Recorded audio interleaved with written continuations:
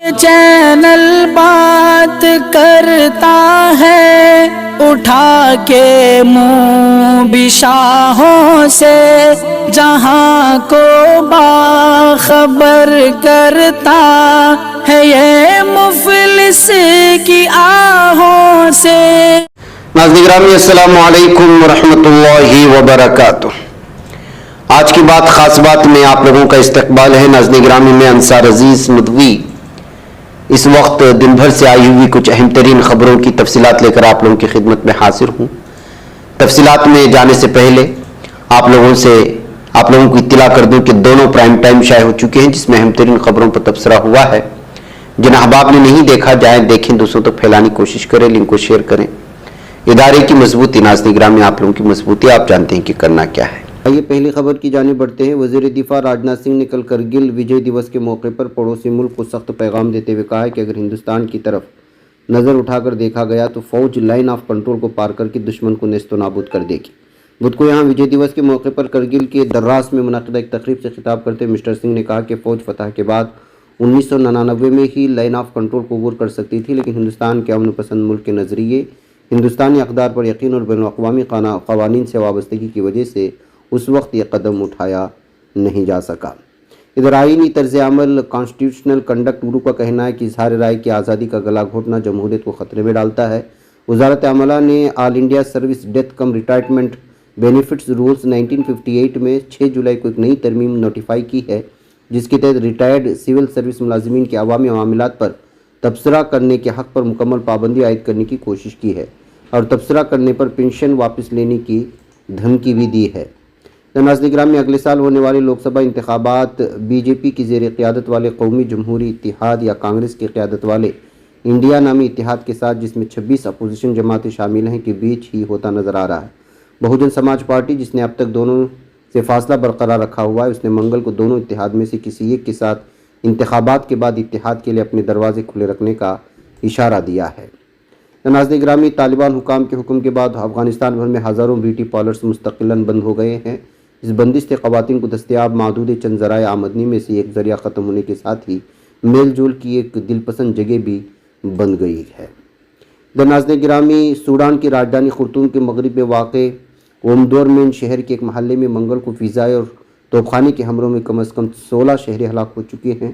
ایک مزاحمتی کمیٹی نے اطلاع دی ہے۔ نوجوانوں کے ایک مقبول گروپ اومباڑا کی مزاحمتی کمیٹی نے ایک بیان میں کہا ہے کہ اومدورمین میں اومباڑا محلے میں اس غیر جنگ میں عام شہری مارے گئے۔ بیان میں کہا گیا کہ حملوں کی وجہ سے اومدورمین کے مقامی بازار سوق لیبیا میں کئی دیگر زخمی بھی ہوئے۔ دریاسنا اقوام متحدہ نے کہا کہ سوڈان میں انسانی حالات مکمل تباہی میں تبدیل ہو چکے ہیں۔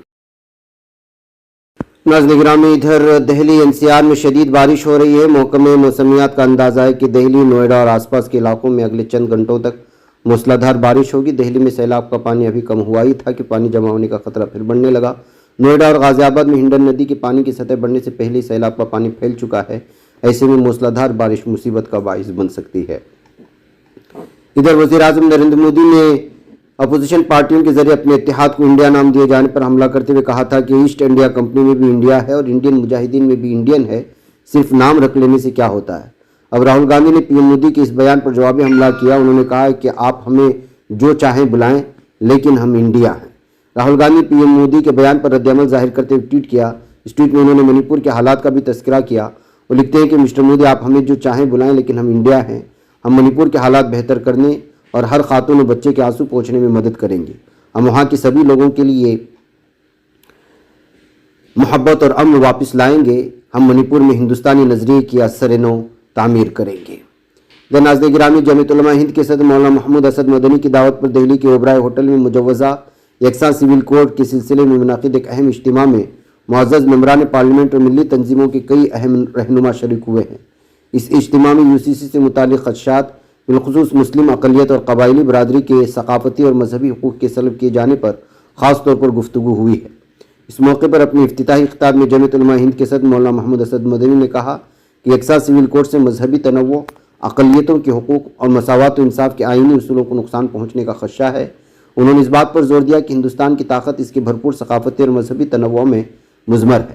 اگر یونیفارم سول کوڈ نافذ ہوا تو ممکنہ طور پر اس تنوع کو نقصان پہنچے گا مولانا مدنی نے مسلم کمیونٹی کے حقوق اور مفادات کے تحفظ کی ضرورت پر بھی زور دیا ہے۔ ادھر نوئیڈا کے سیکٹر 37 واقع آرمی پبلک اسکول میں پڑھنے والے بچوں کے والدین اور سرپرستوں کو اسکول انتظامیہ کی طرف سے ایک ایڈوائزری جاری کی گئی ہے۔ اس ایڈوائزری کے ذریعے اسکول میں پڑھنے والے سبھی بچوں کے والدین کو الرٹ کیا گیا ہے کہ وہ کسی بھی بیرون ملکی اور نامعلوم نمبر سے آنے والے فون پر اسکول کی کوئی بھی جانکاری نہ دیں۔ دراصل کچھ ایسی خبریں گشت کر رہی ہیں کہ پاکستانی خفیہ ایجنسی ISI کی طرف سے اسکول میں پڑھنے والے بچوں کے والدین کو میسج کر کے اسکول سے متعلق کچھ جانکاریاں مانگی جا رہی ہیں۔ ادھر ناظرین گرامی، لوک سبھا کانگریس کے 2 اپوزیشن ممبران پارلیمنٹ گورو گوگوئی اور BRS کے ناما ناگیشور راؤ کے عدم اعتماد کی تحریک کو منظور کرتے ہوئے اسپیکر اوم برلا نے کہا کہ بحث کی تاریخ کا اعلان بعد میں کریں گے۔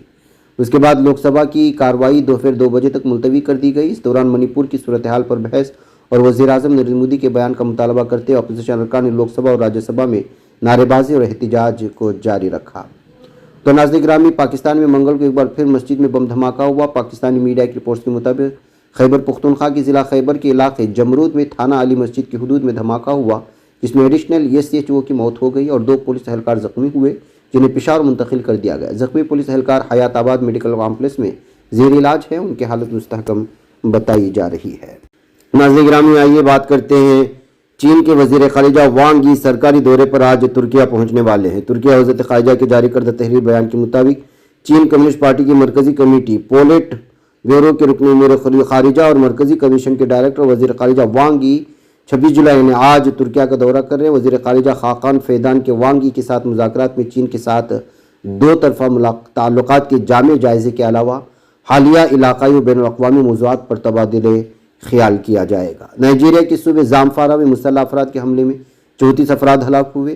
قومی ذرائع ابلاغ کے مطابق زامفارا کے سیکورٹی افسر اسماعیل ماغازی نے کہا کہ مسلح افراد نے صوبے کے علاقے ڈان گلبی پر حملہ کیا۔ ماغازی کے مطابق حملے کے نتیجے میں 7 فوجیوں سمیت 34 افراد ہلاک اور کثیر تعداد میں زخمی ہو چکے ہیں۔ ادھر ترکیہ کے صدر رجب طیب اردوغان نے کہا کہ ترکیہ فلسطین کے دعوے کی حمایت جاری رکھے گا۔ مشرقی القدس کے دارالحکومت والی آزاد فلسطینی حکومت کا قیام امن و استحکام کی بنیادی شرط ہے۔ صدر اردوغان نے دارالحکومت انقرہ کی صدارتی سوشل کمپلیکس میں فلسطین کے صدر محمود عباس کے ساتھ ملاقات کی تھی۔ ادھر کرملن نے کہا ہے کہ صدر ولادیمیر پوتین کے دورے ترکیہ کی تیاریاں کی جا رہی۔ کرملن کے مشیر برائے خارجہ پالیسی یوری ووشاکوف نے ماسکو میں اخباری مندوبین کو بتایا کہ صدر پوتین نے صدر اردوغان کی انتخابات میں کامیابی پر ترکیہ کے دورے کا وعدہ کیا تھا۔ اس سلسلے میں دونوں جانب تیاریاں جاری ہیں، مگر صدر پوتین کے دورے کی حتمی تاریخ فی الوقت بعض رکاوٹیں حائل ہیں۔ ادھر ناروے کی 12 وزارتوں پر سائبر حملہ کیا گیا ہے۔ وزارتوں کو سروس فراہم کرنے والی سرکاری ایجنسی کے سربراہ ایرک ہوپ نے کہا کہ ہم نے ایک پلیٹ فارم پر خامی کی نشاندہی کر کے اسے ٹھیک کر دیا۔ ان کا ماننا تھا کہ ایک پلیٹ فارم پر غیر معمولی ٹریفک تھا، جس کی وجہ سے سائبر حملے کی نشاندہی ہوئی ہے۔ ناظرین گرامی، آج کی بات خاص بات میں اتنا ہے۔ انشاءاللہ پھر آپ لوگوں سے ملاقات ہوگی۔ مجھے اجازت دو۔ السلام علیکم ورحمۃ اللہ وبرکاتہ۔ یہ چینل حق نگر بن کر کچل دیتا ہے فتنوں کو، اگر گندی ہو پالیسی تو مرتے دیکھ کتنوں کو، اسی بازار میں بکتے ہوئے دیکھا ہے سپنوں کو، سبھی یکساں ہے یہ پیغام دو غیروں کو اپنوں کو، وطن اہل وطن کا ہے گلے بے خار سی